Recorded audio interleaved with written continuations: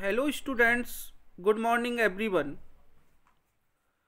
आज हम इस वीडियो में बीए पार्ट थर्ड ईयर में जो एम गोपाल कृष्ण अडिगा की जो कविता है डू समथिंग ब्रदर, उसकी स्टडी करेंगे। इस वीडियो में हम इंट्रोडक्शन टू दी पोइट अर्थात एम गोपाल कृष्ण अडिगा की life history and his works, उनके बारे में स्टडी करेंगे। तो स्टूडेंट्स, बिना डिले किए हुए हम इस वीडियो को स्टार्ट करते हैं। Introduction to the poet. M Gopal Krishna Adiga 1918 to 1902 was a Kannada poet, scholar, novelist and essayist।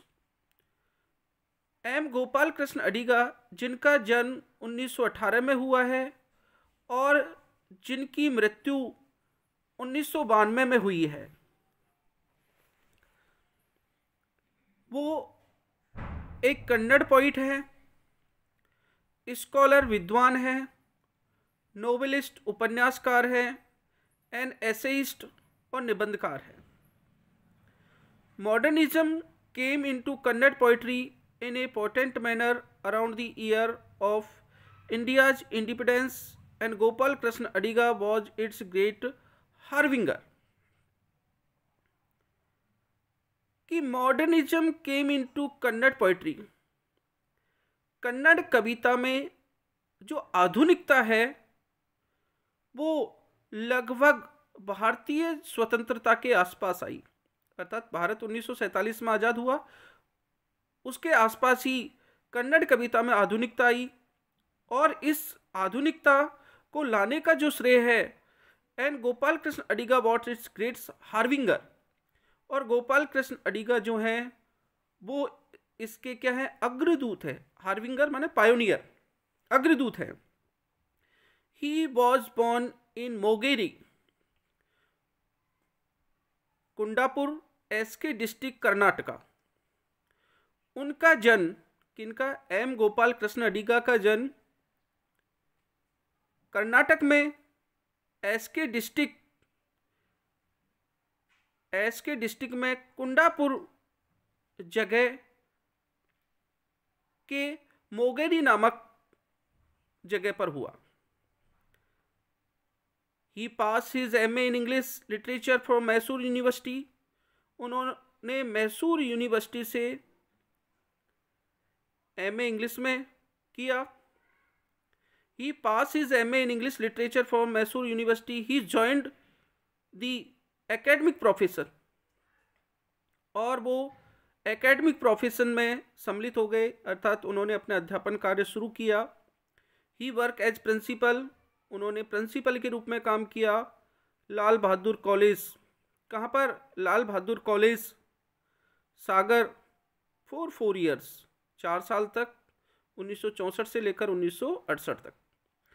And Purna Pragya college, Udupi, और उडुपी के पूर्णा प्रज्ञा कॉलेज में फॉर 3 ईयर्स, 3 साल तक उन्होंने अपना अध्यापन किया, 1968 से लेकर 1971।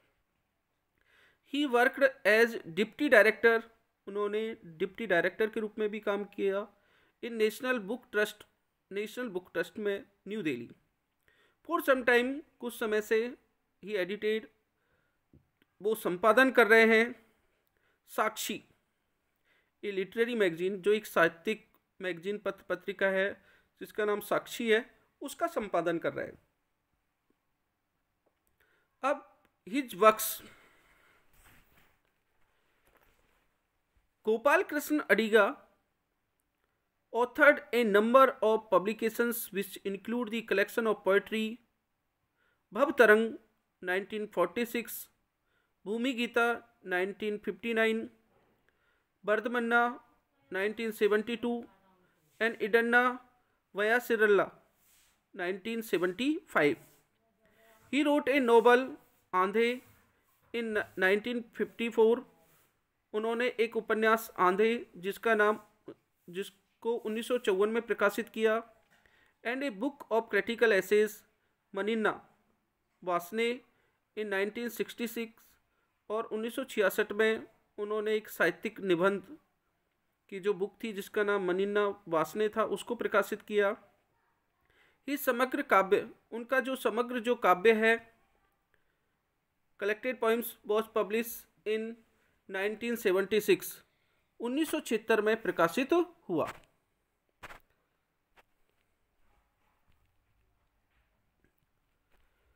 अब हिज कंट्रीब्यूशन देखिएगा।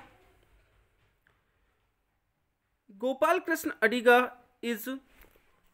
गोपाल कृष्ण जो अडिगा है इज द पायोनियर, वो अग्रदूत है of the modernist movement in Kannada poetry. Kannada कविता में आधुनिकता लाने के वो अग्रदूत हैं। He led the Navya new or modernism movement, उन्होंने नव्य जो मूवमेंट थी, आंदोलन था, उसका नेतृत्व किया। विच वॉज इंस्पायर्ड, जो प्रेरित हुए बाय द लिटरेरी मॉडर्निज्म, किससे प्रेरित होकर? साहित्यिक आधुनिकता। और वो किसकी? यूरोपियन लिटरेरी ट्रेडिशन, यूरोपीय साहित्यिक परंपरा की जो आधुनिकता थी उससे प्रेरित होकर उन्होंने कन्नड़ साहित्य में जो नवीन जो विधा है उसके लिए आंदोलन चलाया और उसके वो अग्रदूत बने।